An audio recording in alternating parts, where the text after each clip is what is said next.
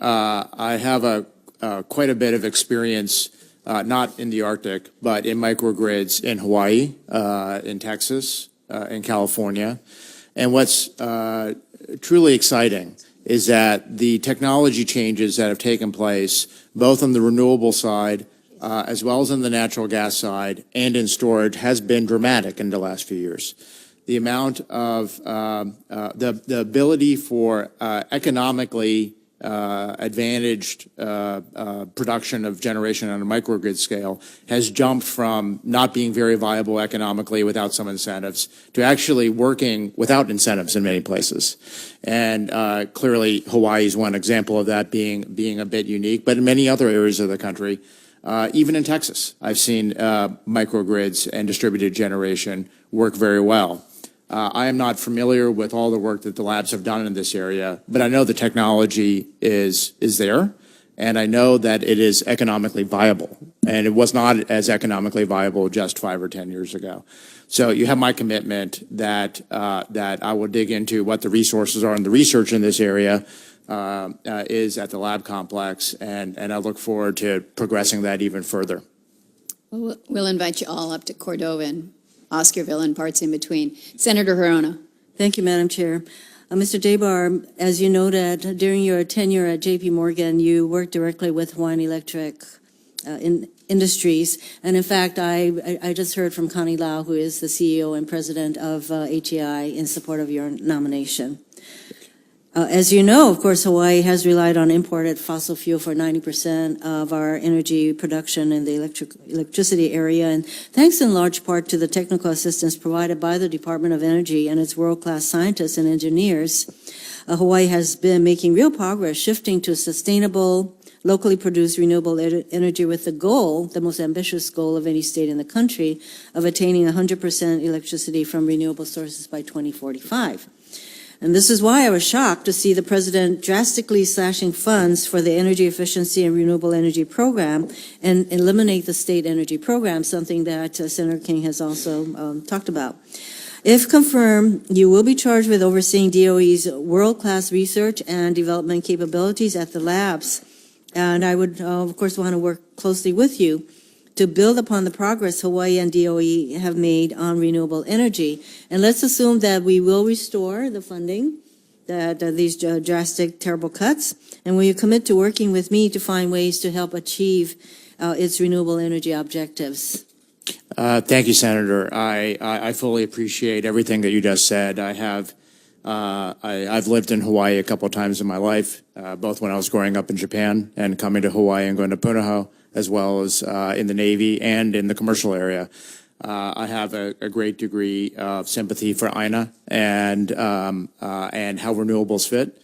And not even all renewables fit perfectly at all points in each county. So I know exactly which type of renewables at which time, with familiarity with Puna and others. So I have a great degree of general understanding, having been on the ground, and the sort of things that you're dealing with.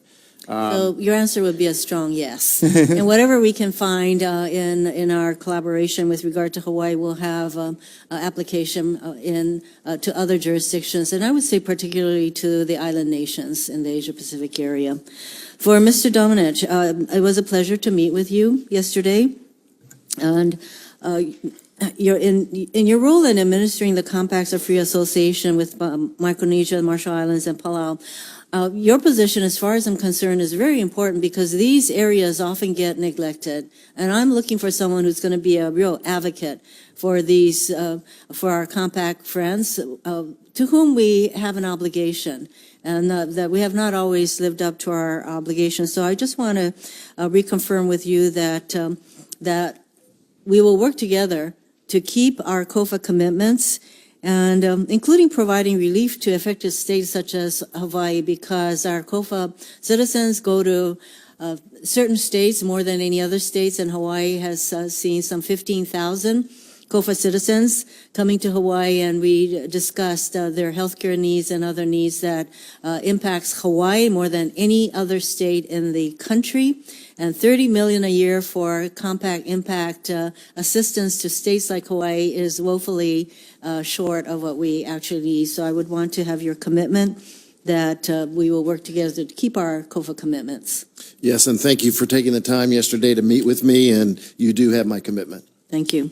For Ms. Combs, Hawaii is the endangered species capital of the world. Hundreds of our native plants and animals, which are very important to Hawaiian culture and our way of life, are threatened and endangered and require federal protection.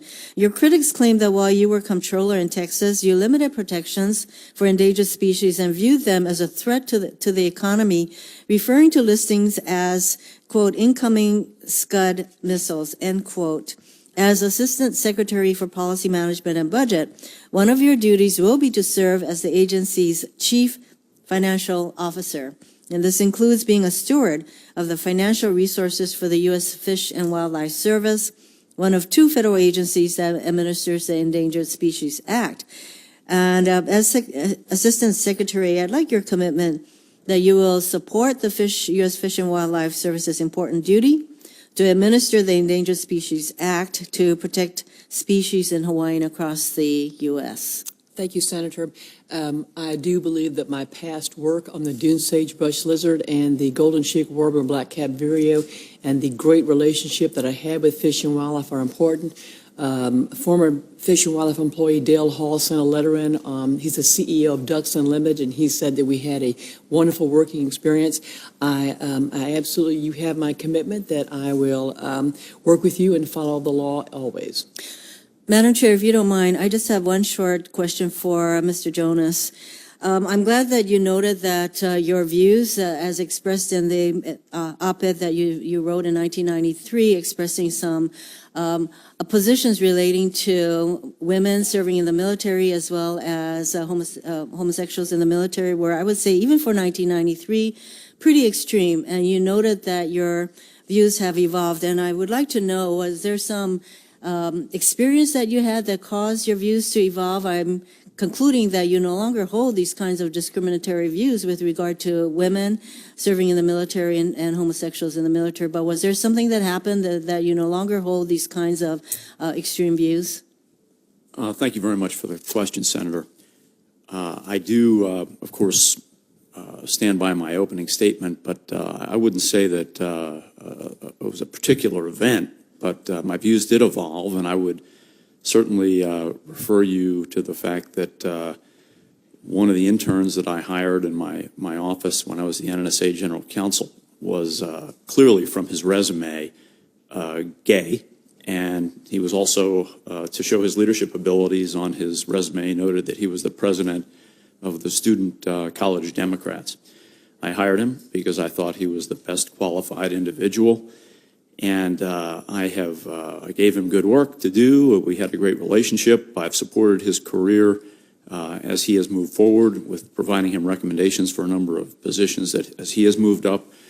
As a personal matter, one of my goals is to help people grow and advance. And I'm not concerned whether they're men, women, gay, Jewish, Catholic. It doesn't matter. I want to help people as a personal goal.